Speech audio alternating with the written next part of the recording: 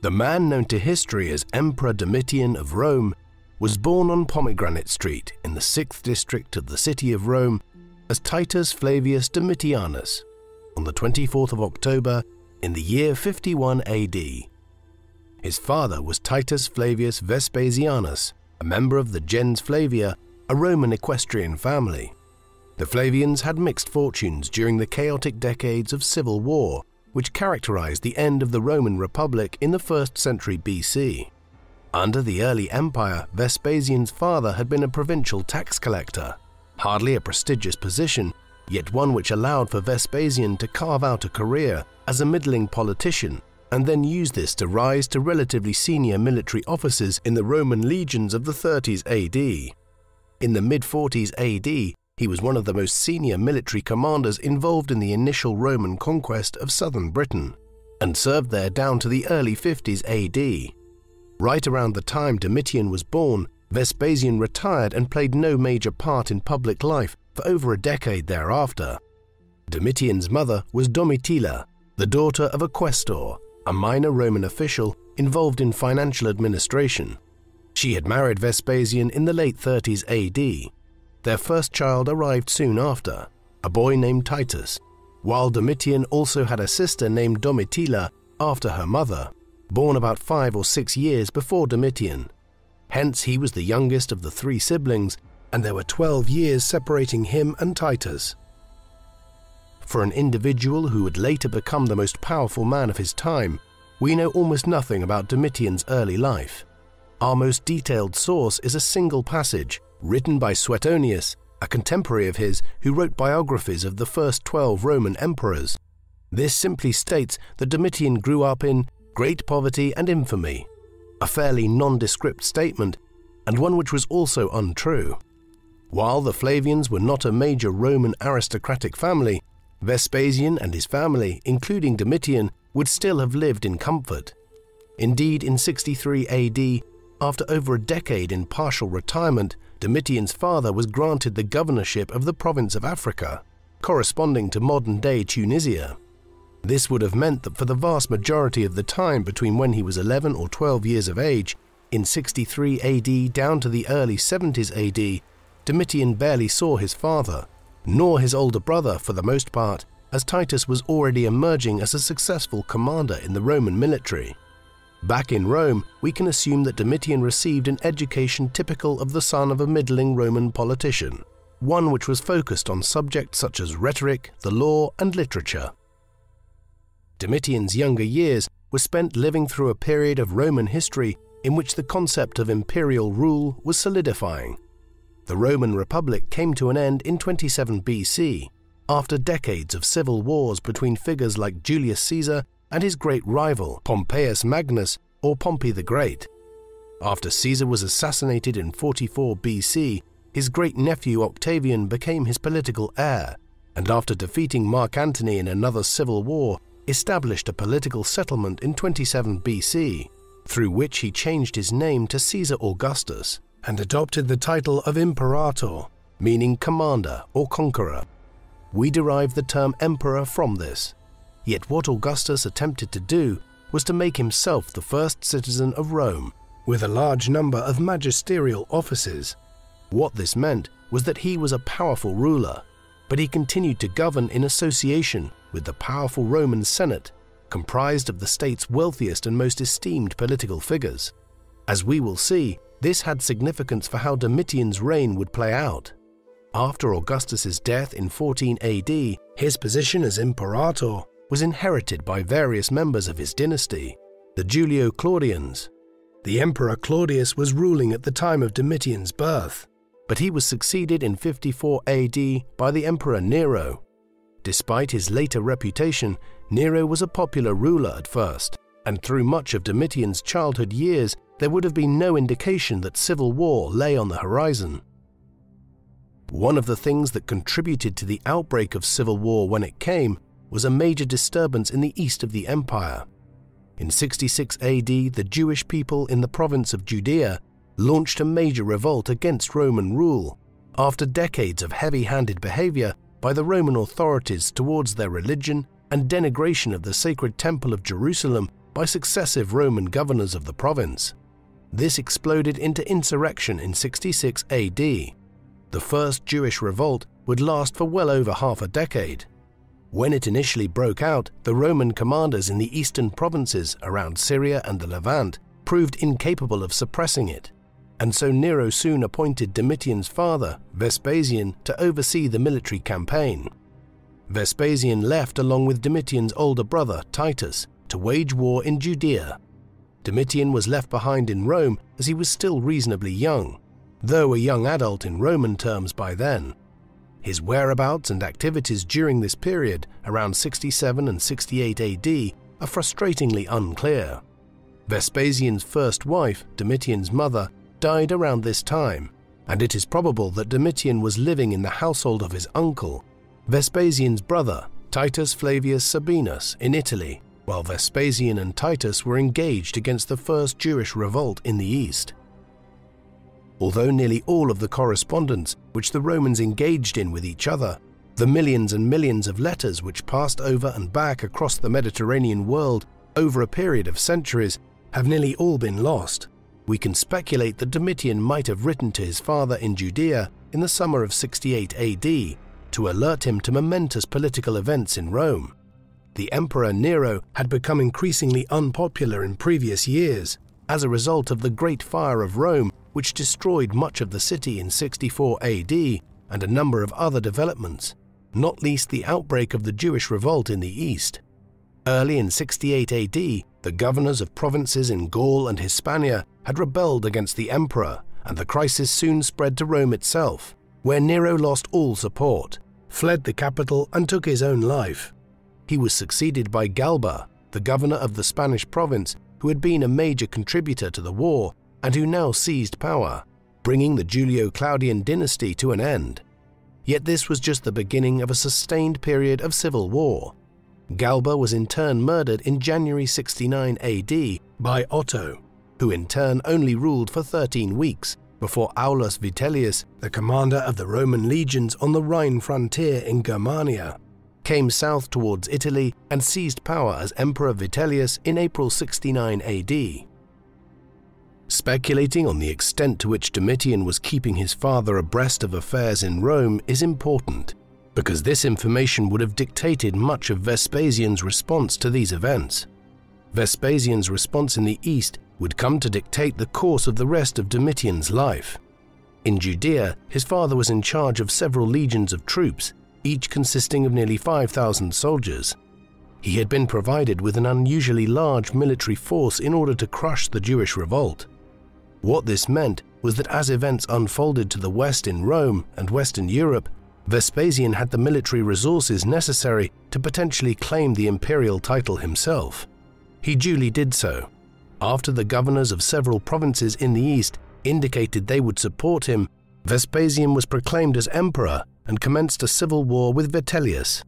In Rome, Domitian was immediately placed under house arrest when news of his father's treachery reached Vitellius's government. He was still detained in this way when legions loyal to Vespasian arrived at Italy from the borders along the river Danube and began clashing with Vitellius's forces in the late autumn and early winter of 69 AD. Vitellius's forces were defeated in northern Italy, but the final stages of the civil war saw violent clashes in and around the city of Rome itself on the 19th and 20th of December, during which Domitian's uncle Sabinus was killed. Domitian, by all accounts, nearly lost his life as well, escaping a mob of Vitellius's supporters by apparently disguising himself as a priest of the Egyptian deity Isis. Thereafter, Vespasian's forces entered Rome and murdered Vitellius. Domitian's father was accepted as the new emperor by the Senate shortly thereafter. The civil war was over. When the supporters of Vespasian emerged victorious in Rome in late December 69 AD, Domitian's father was still far away in the east. The military campaign into Italy had actually been overseen by his close ally, Licinius Mucianus. As the son of the new emperor, Domitian was quickly proclaimed as Caesar, an honorary title meaning something equivalent in more modern terms to prince. This honor aside, it was Mucianus who ran affairs in Rome until such time as Vespasian arrived after a considerable delay. In 71 AD, Domitian took part in the military triumph, which was held in Rome in honor of Vespasian's victory in the Civil War, and Titus's capture of the city of Jerusalem from the Jewish rebels in 70 AD. These military triumphs were a common feature of Roman life well into the Republican period, and consisted of a major parade and festival organized in the city to honor the conquering generals. Even at this early date, Domitian was clearly being placed in the line of succession to potentially succeed as emperor one day if Titus predeceased their father or died himself without an heir. Hostile accounts of Domitian, written by Roman historians, imply that Vespasian had detected some sort of character defects in his younger son and was attempting to exclude him from the succession. However, there is no evidence to suggest that this was the case. Domitian's career during the decade that his father was emperor actually points towards Vespasian favoring his younger son, as well as his brother Titus. Domitian, for instance, was appointed by his father as one of the consuls of Rome, the most important political office in the state, beyond that of emperor, on no less than 6 occasions, as well as being the senior consul in 73 AD. One Roman historian suggests that Domitian petitioned to be given the command of a Roman army if one were sent east to aid the king of the Parthian Empire, Vologases I, when he requested the help of Rome against the invasion of Parthia by a nomad confederacy of the Alans, a people who dominated the Pontic-Caspian steppe at that time. This was during a rare period of amicable relations between Rome and Parthia, who were normally mortal enemies in the ancient Middle East. The Alans would later come to haunt the Romans, migrating west in the 4th century and invading Germania and Gaul. Domitian's desire to have been appointed to the command, had it materialized, may have reflected his hopes of achieving some military renown in emulation of his older brother Titus, who had been so instrumental in the suppression of the Jewish revolt. Beyond this, the 70s AD were also significant in Domitian's life for his marriage to Domitia Longina in 71 AD, the daughter of a renowned Roman general, Gnaeus Domitius Corbulo, who had been forced to end his own life by Nero in 67 AD, after the emperor became fearful of his popularity amongst the Roman people. Domitian and Domitia's marriage was largely childless. At least one child was born to them, but died in infancy, leading to the adoption of other children, a not uncommon occurrence in Roman society, where adoption was extremely common amongst the upper classes. Domitian's father died in the summer of 79 AD, just short of his 70th year. Titus succeeded him as a new hereditary dynasty, the Flavians, was firmly established. He was an enormously popular ruler by all accounts, owing to his military prowess in his earlier years and well-liked policies which he pursued during his brief time in power, notably a series of lavish festivities held in Rome to celebrate the opening of the Flavian amphitheatre, which Vespasian had begun the construction of years earlier and which is better known today as the Colosseum. No sooner had these games been held than Titus promptly died just 2 years into his reign at 41 years of age in September 81 AD. The symptoms of his death involved a fever of some sort, but it is unclear what actually killed him. It was all suspicious enough that biographers of Domitian after his own time suggested that he plotted to kill his brother, with one stating that when Titus became ill, Domitian, quote, ordered that he be left for dead. There is no evidence to prove this, but it did benefit him all the same. Titus had no children, and so Domitian became emperor of Rome at 29 years of age. His first order was to deify his brother, a common practice which stated that a Roman emperor had become a god in death. At the outset of considering Domitian's reign, it is worth examining how political power was shared in the Roman Empire, as well as the main sources which we have available for Domitian's life, and how those sources were biased by rivalry between the emperor and his staff and the Senate in the 1st century AD. While Caesar Augustus had claimed immense power back in 27 BC, he didn't become an absolute ruler in the sense of a modern dictator or an early modern absolutist monarch. Instead, he took the powers which several magistrates, such as the Roman tribunes, had held during the Republican periods into his hands.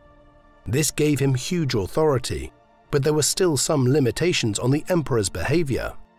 Furthermore, the management of the Roman provinces was divided up, with roughly half of the empire's provinces being managed by the emperor and the imperial staff, known as the Familia Caesaris, or family of Caesar, and the other half managed by the Senate. What this indicates is that while the Roman emperors were enormously powerful, they were still expected to respect the Senate and the leading aristocratic families who provided the several hundred senators. Domitian, it seems clear from the available evidence, clashed with the Senate as his reign went on. This is highly significant in terms of how his time as emperor has been interpreted, as 2 of the 3 major sources for his reign were written by senators and the third was also sympathetic to the Senate. These are the Lives of the Caesars by Suetonius, who was not a senator but generally presented a less than flattering picture of any emperor who was known to have clashed with the Senate. The writings of Tacitus, a senator and major political figure himself during Domitian's reign, and Cassius Dio, a Greco-Roman senator who was writing at a lengthy remove from events in the early 3rd century and who echoed the criticisms of Suetonius and Tacitus. All 3 presented a negative picture of Domitian, and this has colored views of the emperor down to the present day. However, it doesn't mean their view of him was wholly correct. Ancient Greek and Roman historians often did not try to write in an objective, neutral fashion, but instead sought to convince their readers of a particular political viewpoint, sometimes even presenting fabricated details if they suited their arguments. Hence, any appraisal of Domitian's reign should take into account this immense bias, which is inherent in the main sources for his life and reign. On occasion, the hostility towards him was somewhat inexplicable. Another writer, Pliny the Younger, also critiqued Domitian after he was dead, despite the fact that Domitian had facilitated Pliny's progression through the cursus honorum, the succession of offices which any aspiring political figure expected to ascend through in order to become governor of a province and senior member of the Senate. We have a clear example of how this tension between the emperor and the Senate and the traditional Roman aristocracy played out, in one instance that also relates to a major aspect of foreign policy during Domitian's reign. This comes from Britain. The Romans had been in contact with Britain since Julius Caesar's time, though it was not until the reign of Emperor Claudius in the 40s AD that the first conquest of the island was undertaken, with much of what is now southern England being brought under Roman rule during the reigns of Claudius and Nero.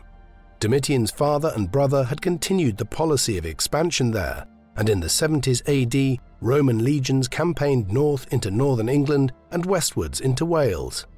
In 77 AD, Vespasian entrusted this work into the hands of Gnaeus Julius Agricola, a member of an esteemed Roman senatorial family and an experienced military commander. He was made proconsul or governor of Britain by Domitian's father. Agricola was immediately successful, conquering the Ordovici's tribe of Celts in Wales and on the island of Anglesey in his first years in command in Britain. Domitian left Agricola in charge in Britain upon his accession. The governor continued to do good work from a Roman perspective. In 83 and 84 AD, he campaigned as far north as any Roman army ever did, progressing through the Scottish lowlands and then heading further north into the Highlands, clashing with the Celtic Caledonians there, and possibly even sailing by and landing on the Orkney Islands in 84 AD. This was as close as the Romans would ever come to subjugating the Caledonians, a people who had proved particularly resistant to Roman rule, requiring the Emperor Hadrian to build his famous wall across northern England a half a century later to keep them out of the Roman province. Given his successes, it is peculiar then that Agricola was recalled from Britain by Domitian in 85 AD. In addition, he was not given a major military command thereafter, and the suspicion has lingered that Domitian was jealous of Agricola's military successes and ended his career as a result. At the same time, it is hard to be sure. Our major source for these events is a biographical history of Agricola's life and career, which was written by Tacitus, who also happened to be Agricola's son-in-law. On the one hand, Tacitus presented Domitian's treatment of his father-in-law as a clear example of the emperor's disrespectful attitude towards the traditional Roman aristocracy, yet on the other hand, Agricola had served nearly 8 years as governor of Britain when he was recalled in 85 AD, an unusually long period to serve as governor of a province. In contrast to Agricola, Domitian's own military exploits in the early years of his reign were relatively modest. He was primarily focused on campaigning against the Chatti, a tribe which controlled a large extent of territory beyond the Roman frontier in what is now the Lower Saxony region of Germany. Germanic tribes like the Chatti were a constant source of agitation for the Romans, as they perennially tried to make raids over the Roman borders to strike at rich settlements inside the empire. Often such attacks were undertaken at times of perceived weakness within the empire. In this particular instance, Domitian seems to have instigated the campaign rather than it being a response to any hostility by the Chatti. His motive in doing so was probably a desire to establish his credentials as an emperor who could conduct military campaigns. There is more than a hint of some insecurity here on Domitian's part about the fact that his father and brother had both been esteemed generals before they ever became emperor, whereas Domitian had no credentials in this regard. If the campaign against the Chatti was designed to establish a military reputation, it clearly didn't work. Contemporaries derided the brief war against the tribe as unnecessary. It largely consisted of a simple raid into Chatti territory and the construction of a Roman road, with Domitian then declaring victory and ordering a triumph to be held in his honor at Rome. He also took the celebratory title of Germanicus, a common title adopted by members of the imperial family who had campaigned in Germania. While his campaign against the Chatti was something of a stunt, Domitian was responsible for strengthening the northern borders in the course of his reign in other ways. 7 decades before Domitian ever became emperor, the first Roman emperor, Caesar Augustus, as he neared the end of his life, had laid out advice for his successors. A key recommendation had been that the empire should not be expanded any further and that the borders should be consolidated. This advice had been followed fairly closely, particularly so in Germania and further east into Central Europe and the Balkans, where the River Rhine and the River Danube were fixed as natural defensive points on the northern frontier. Over the decades, a series of fortifications and extensive border defenses were erected along this vast border. Known as the Limes Germanicus, limes meaning frontier, Domitian added to these defenses, ordering the erection of a large fort at Saalburg on the main ridge of Mount Taunus as an advanced frontier defense some 25 kilometers northeast of the River Rhine and near modern-day Frankfurt. He also oversaw the erection of new fortifications along the Rhetian limes. This was the weakest point of the entire northern frontier, a 550-kilometer-long section of the border running between the River Rhine and the River Danube in southern Germany, which did not have the advantage of a natural river border. These building works were not confined to military fortifications along the long northern frontier. Like every emperor since Caesar Augustus, a ruler who famously remarked that he found Rome a city of brick and made it one of marble, Domitian oversaw a major building program in the Eternal City.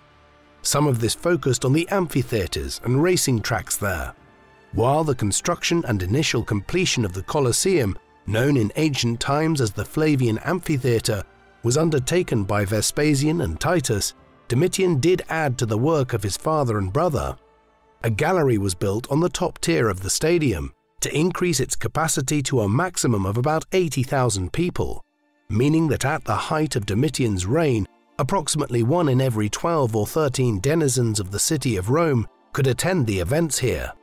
Domitian also was responsible for the construction of the Hypogeum, a system of subterranean tunnels and rooms in which gladiators prepared for the fights above and wild animals were kept. Hinged platforms allowed for animals and gladiators to be lifted directly up from the Hypogeum to the main amphitheatre, much like an ancient elevator. In 86 AD, Domitian also presided over the opening of the Stadium of Domitian, a venue for athletic contests which was constructed primarily during his reign, though Titus had commissioned it in 80 AD as part of the reconstruction of the Field of Mars region of the city after a major fire leveled many buildings there the previous year. The stadium was infamous in medieval times as the site where St. Agnes, one of the earliest Christian saints, was allegedly martyred during Domitian's reign. Like much of the history of the early Christian martyrs, the basis for this is generally based on questionable evidence written by Christian hagiographers centuries later. Domitian's building work extended beyond stadiums and centers for the holding of games and gladiatorial contests. Much of it was concerned with religion. Domitian's religious policy was very traditional, and he honored the old Roman gods through an extensive temple-building program. The central pillar of this was the rebuilding of the Temple of Jupiter Optimus on the Capitoline Hill in central Rome. This was one of the most important temples in the entire Roman world. Unfortunately, it was destroyed twice in quick succession during the rule of the Flavians, once in December 69 AD during the battle for control of Rome at the very end of the Civil War, which brought Vespasian to power, and again a decade later in a fire in the city, after Vespasian had rebuilt it just a few years earlier. Hence, Domitian's orders to rebuild it constituted the second time that the temple was reconstructed in less than a decade.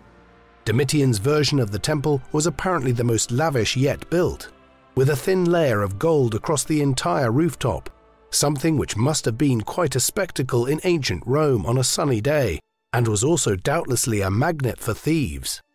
Elsewhere, in a somewhat peculiar obsession with a faraway province, Domitian expended a large amount of imperial revenue having temples rebuilt or expanded in Egypt, notably the Dendera temple complex in southern Egypt, where the Temple of Hathor, dedicated to an Egyptian sun deity, was built on Domitian's orders.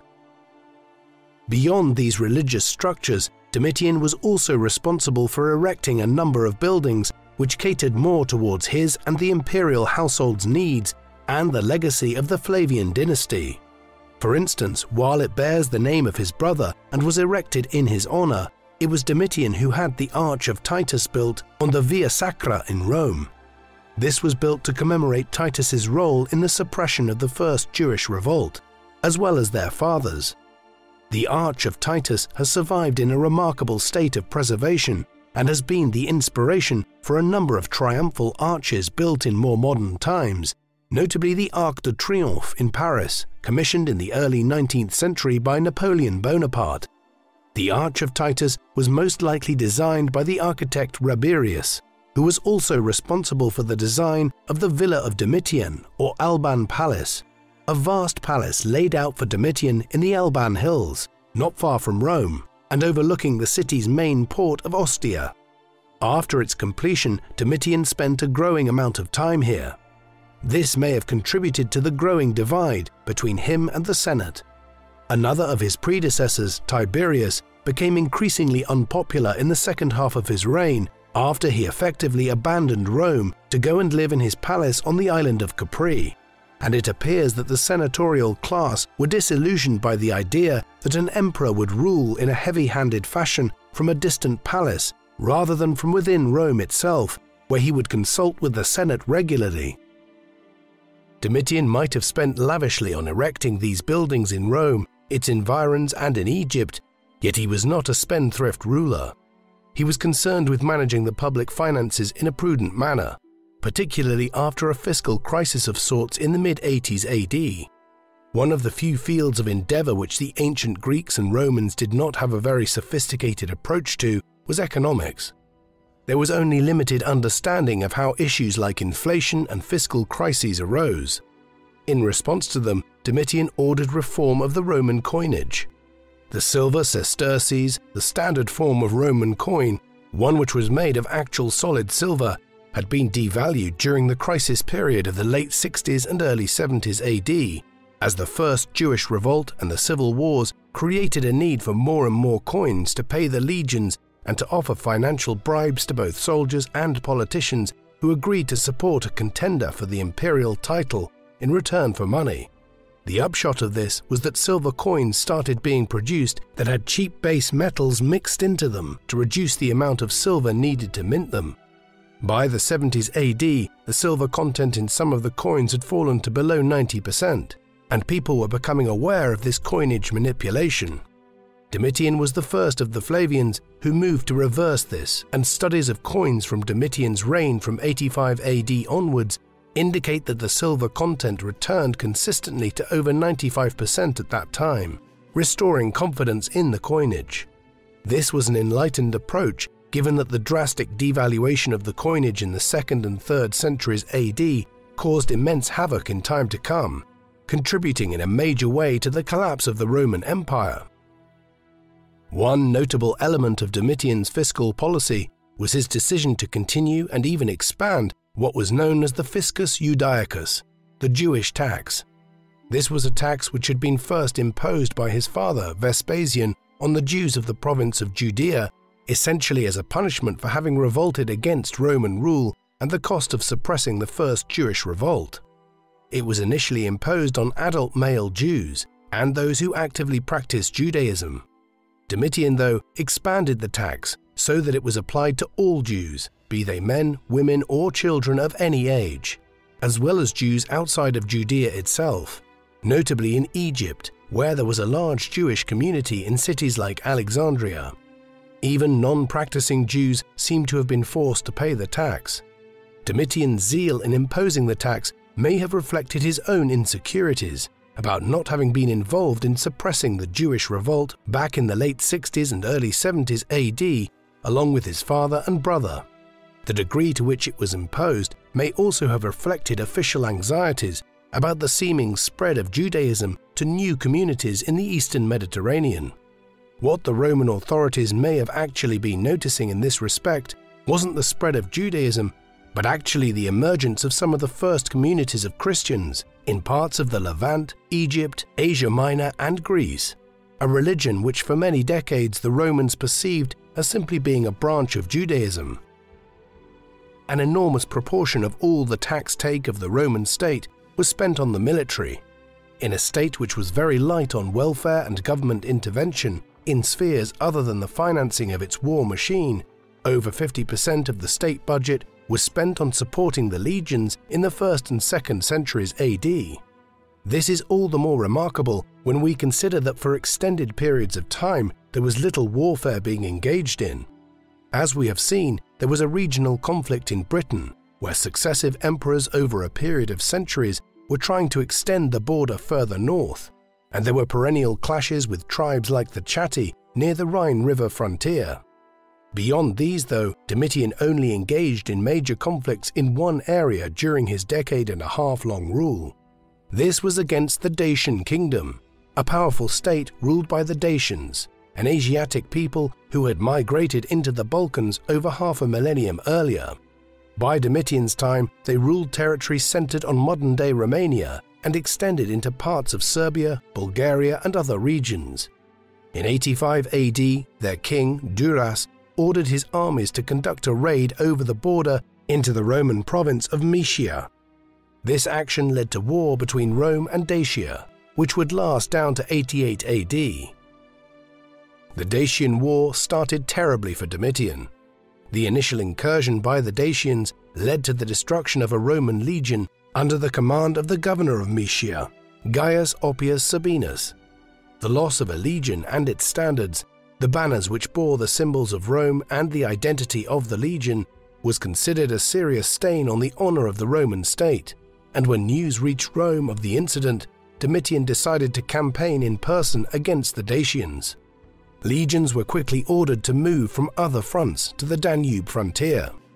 The emperor was there in the Serbia region for much of 86 AD and divided Mysia into two provinces, Mysia Inferior and Mysia Superior, in order to allow for better administration and more effective dealing with the Dacian threat.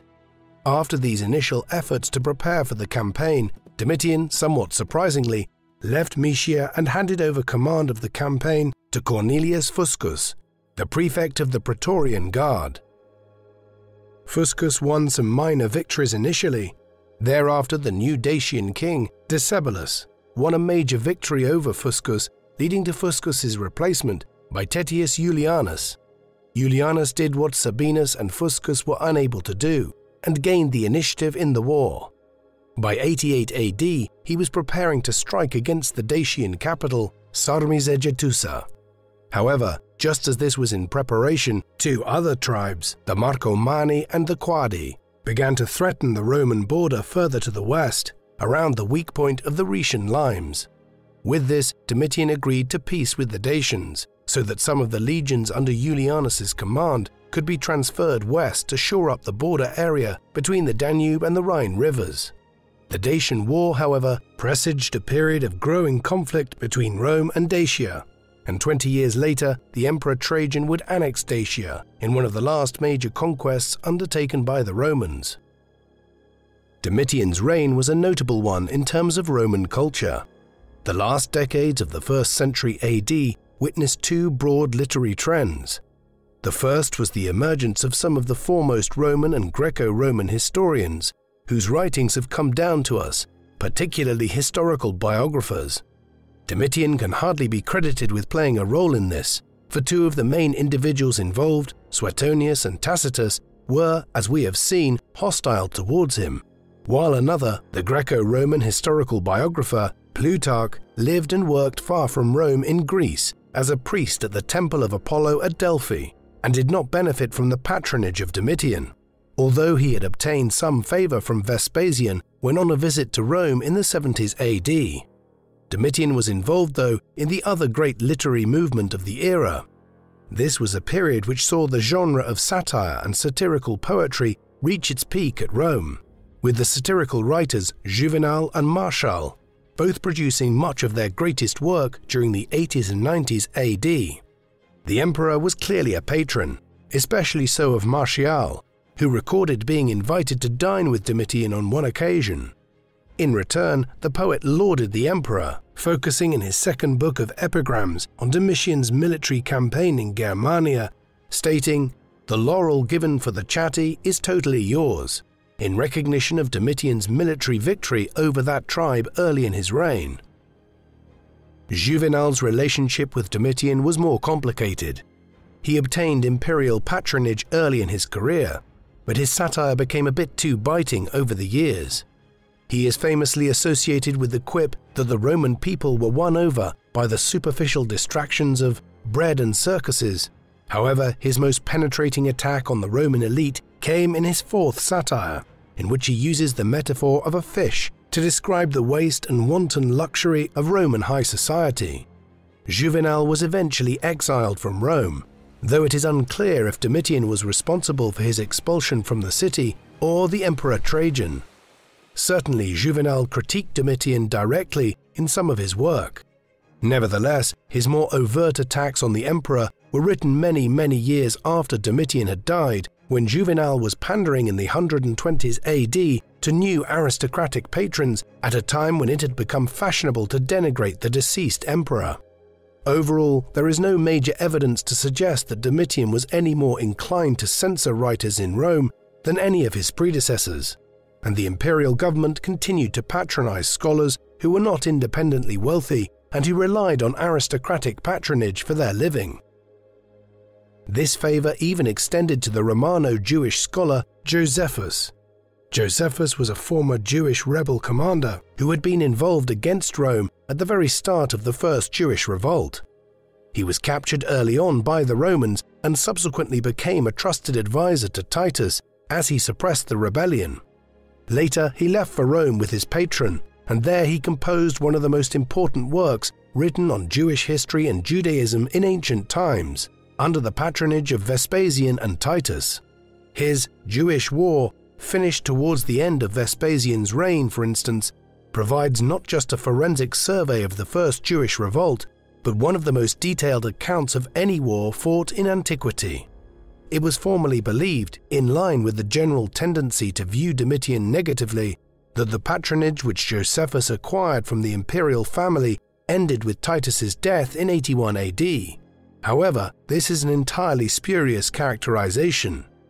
Josephus stated in an autobiographical account of his own life that the patronage he received from the emperors remained the same through the reigns of Vespasian, Titus, and Domitian, and several of his more important works, the Antiquities of the Jews and Against Appian, were written during Domitian's reign under imperial patronage and published in 93 and 94 AD.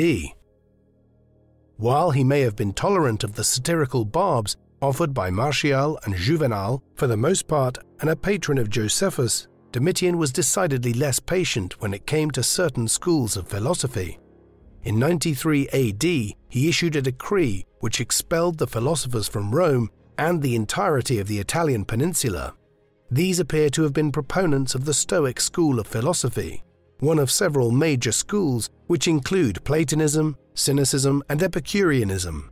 Prior to this, Domitian had ordered the execution of several prominent Stoics. His expulsion order ensured that one prominent Stoic philosopher, Epictetus, left Rome and set up his own philosophy academy across the Adriatic Sea in northwestern Greece, at Nicopolis. It used to be considered that Domitian was something of an outlier in deciding on such a course. However, further studies have indicated that several emperors of the 1st century, including Domitian's father Vespasian, issued decrees against the Stoics, who appear to have formed some sort of social opposition to rulers who were deemed to be too autocratic in the 1st century AD. What's peculiar about this is that the Stoics went from being figures of persecution in the 1st century to hold power themselves a century later. Marcus Aurelius, who ruled as emperor between 161 and 180 AD, was a noted Stoic philosopher himself. It is almost impossible to determine what Domitian was like on a personal level. This is because the best account that we have in this respect comes from Suetonius.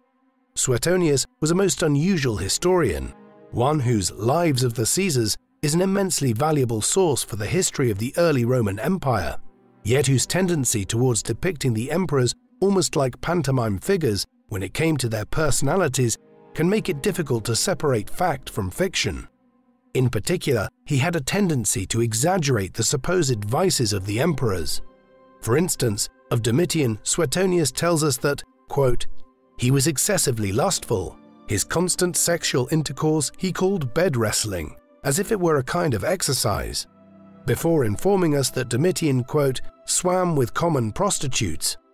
Elsewhere, he tells us that when he first succeeded Titus as emperor, Domitian would spend hours at a time locked away in his rooms, idling the time away, doing nothing except killing flies, while officials and imperial officers waited outside trying to get him to govern the empire.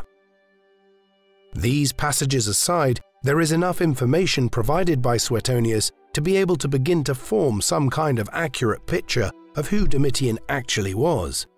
He was evidently taller than average, with a tanned complexion and large eyes, though evidently with poor sight.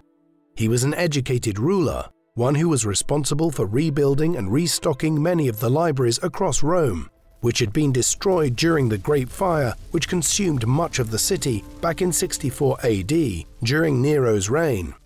This was clearly something of a passion of his, and Suetonius tells us that he expended a great amount of imperial finances on rebuilding the libraries as well as trying to reacquire as many works as possible, even dispatching many scribes to the great library at Alexandria in Egypt to produce copies of books there and bring them back to Rome.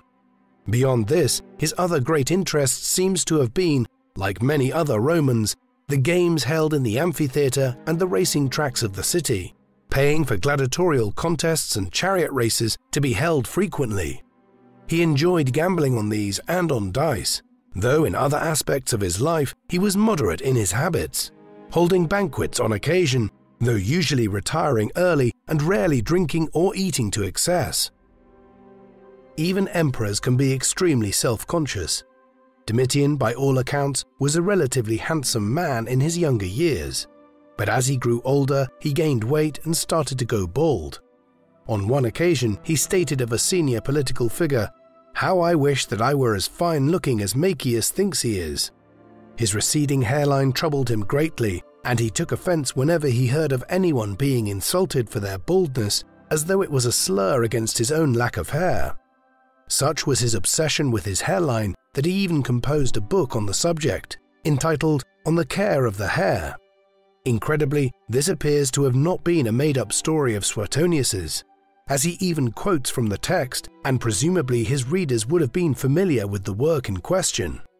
The book was addressed to a friend of Domitian's who also suffered from hair loss and who the emperor bemoaned the fate of his hair to in the following words: "Do you not see that I am too tall and comely to look on? And yet the same fate awaits my hair, and I bear with resignation the aging of my locks in youth. Be assured that nothing is more pleasing than beauty, but nothing shorter lived." Domitian had greater problems than just his hair loss. While the exact reasons for it can be debated, there is no doubt that by the late 80s AD, there was growing opposition to his rule from many quarters. The first major sign of this came in 89 AD, when Lucius Antonius Saturninus, the governor of the province of Germania Superior, revolted against the emperor. This was a serious matter.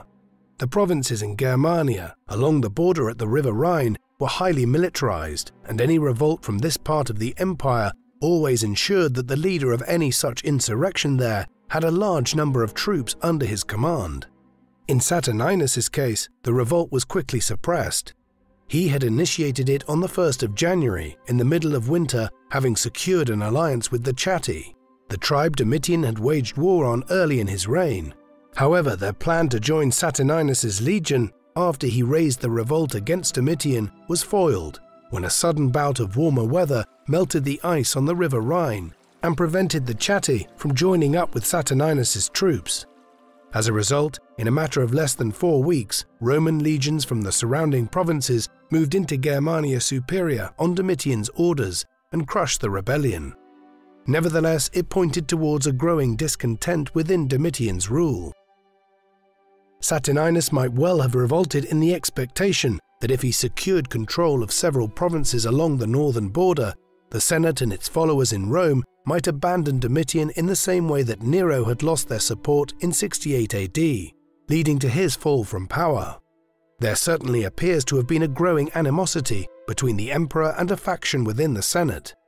This was in part responsible for the expulsion of the Stoic philosophers from Rome and Italy in the early 90s AD, as Domitian identified them as being associated with his opponents. Several senators were found guilty of crimes over these years and were executed. This is presented as evidence by Tacitus and Suetonius of Domitian's growing tyranny as his reign progressed. It wasn't out of the ordinary, though. Emperors such as Claudius back in the 40s and early 50s AD had regularly seen the need to execute senators who were perceived as plotting against the regime, and yet they were judged much more favorably by the same historians. Domitian's condemnation was rooted in a much more broad animosity among the senatorial class, which was tied into ideas about the traditional honor which should be afforded to the Roman nobility. Given the accounts provided, it also seems reasonable to suggest that Domitian's behavior did in fact become more incendiary in the mid-90s AD, while also acknowledging that the extent of this was exaggerated by his critics. Matters came to a head in 96 AD. In a strange development, given the growing standoff between the emperor and the Senate, the conspiracy which saw him assassinated emerged from within Domitian's household staff. The ringleaders were a steward called Stephanus and a chamberlain called Parthenius. On the 18th of September, they organized for the doors of Domitian's private apartments to be locked and then approached him, apparently on official business. Stephanus presented the emperor with a scroll, and while Domitian was preparing to read it, he then drew a concealed dagger and stabbed the emperor in the groin. A scuffle followed in which Domitian tried to have an attendant retrieve a nearby dagger for him, but as he did so, other servants rushed forward and stabbed the emperor repeatedly. In a classic example of the flowery stories which Roman historians injected in their work, both Suetonius and Cassius Dio relate that a soothsayer of Germanic origin, Larginus Proclus, had predicted the emperor's imminent death just days earlier through interpretation of lightning.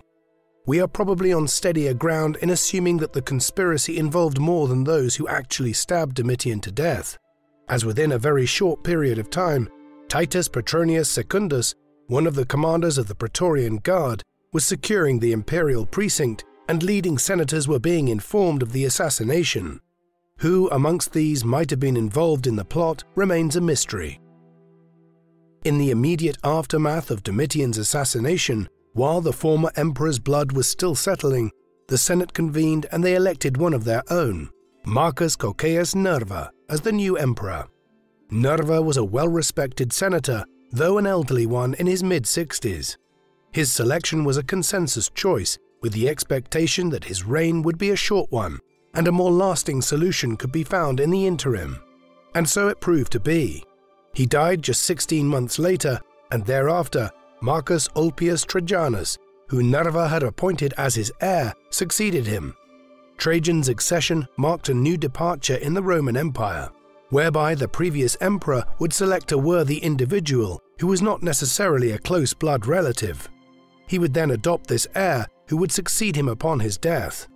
The system proved effective. Trajan was widely considered to have been amongst the greatest of the Roman emperors, with some memorials praising him even above Caesar Augustus. His successors also ruled well, and so the period from Domitian's assassination down to the death of Marcus Aurelius in 180 AD, encompassing the reigns of Nerva, Trajan, Hadrian, Antoninus Pius, and Marcus Aurelius, is typically referred to today as the period of the 5 good emperors, an age which the great Enlightenment historian Edward Gibbon deemed to be the era in which life was best for any people in any society in history. Domitian has traditionally been viewed as one of the more tyrannical of the Roman emperors. This is entirely in keeping with the view of him presented by Suetonius and Tacitus, in line with their senatorial bias. However, this interpretation of him needs to be taken with a very large pinch of salt. While there is no doubt that he clashed with the Senate and this proved to be his undoing, this does not necessarily mean that he was a poor ruler. If anything, it simply points to the power which the Senate held over a half a century after the creation of the empire. In other respects, his reign was successful. His building program was considerable, and in many ways he ushered in the Pax Romana, the Roman peace, which is more usually associated with the 5 good emperors. Furthermore, in many ways Domitian made strides to combat the issues which would be Rome's undoing. Beginning in the 3rd century AD, the empire entered a period of crisis based on the overt power of the military, which caused civil war after civil war, as well as the invasions of Germanic and Asiatic tribes across the Rhine and Danube into the empire, along with a fiscal crisis caused by the drastic lowering of the silver content in the Roman coinage. A century and a half before this crisis began, Domitian was taking steps to combat 2 of these 3 issues by reforming the coinage and increasing the silver content, and by establishing extensive fortifications along the northern border. In these respects, whatever the bias of his ancient biographers might have been, Domitian was in many ways a competent ruler. What do you think of the Emperor Domitian? Did he become a tyrant as his reign went on, or was he unfairly maligned by the senatorial class? Please let us know in the comment section, and in the meantime, thank you very much for watching.